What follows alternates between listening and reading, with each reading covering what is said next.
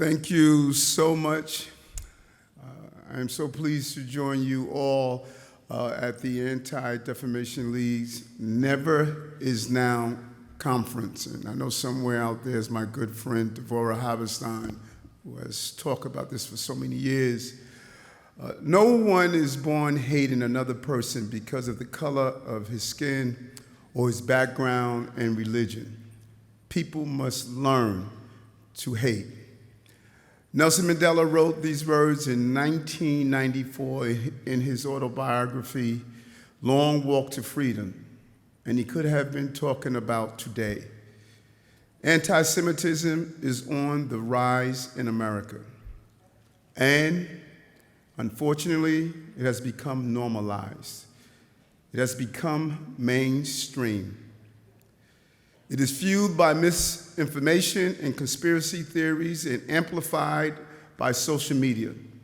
And it is given a platform by misguided celebrities, athletes, notable people, and former presidents and politicians.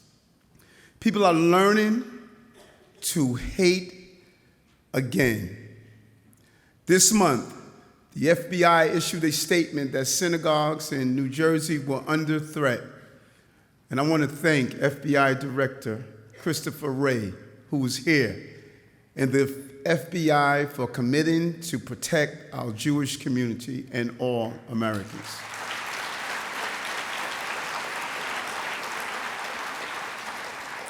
We also saw anti-Semitic signs flown over a freeway in LA as people performed the Nazi salute. And anti-Semitic messages were shown in public spaces in Jacksonville, Florida, including at a college football game. All of these incidents occurred because anti-Semitic troops and beliefs were promoted by famous people. Last year, we saw the highest number of anti-Semitic incidents on record in the United States. This is the uncomfortable truth about hate in our society. It is being normalized and it is being spread from one community to the next. Lies about COVID-19 led to attacks on our Asian American brothers and sisters. Conspiracy theories about stolen elections led to the January 6th insurrection and violence against politicians and their families. Denials about the Holocaust and belief in the replacement theory fueled extremist rallies like the one we saw in Charlottesville. Anti-Semitism and extremism must not be ignored. It must be confronted. It must be called out.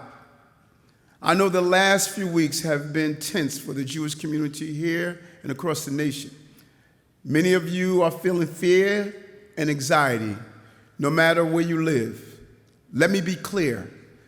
Hatred and anti-Semitism will not be tolerated in New York City. No one should ever feel threatened walking down the street or traveling on the subway. No one should ever feel threatened walking into their synagogue or their house of worship. This is personal for me. Over the years, I've worked closely with the Jewish community and with many of you. I often say that New York is the Tel Aviv of America.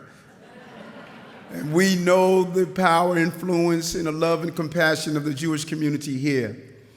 New York City is home to the largest Jewish community in the nation.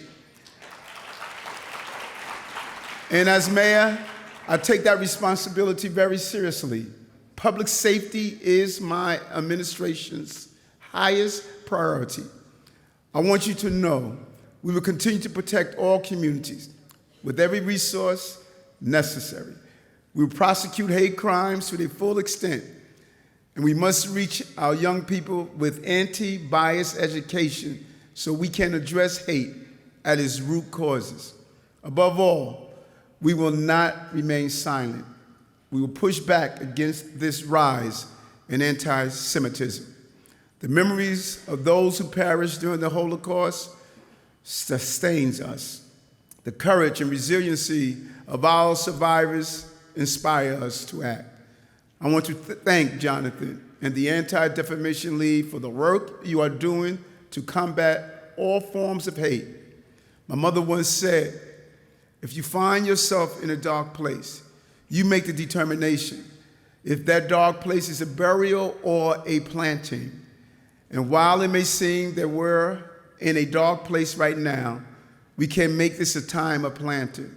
Let's rededicate ourselves to defeating all forms of anti-Semitism. Let's rededicate ourselves to educating generations about the horrors of the past.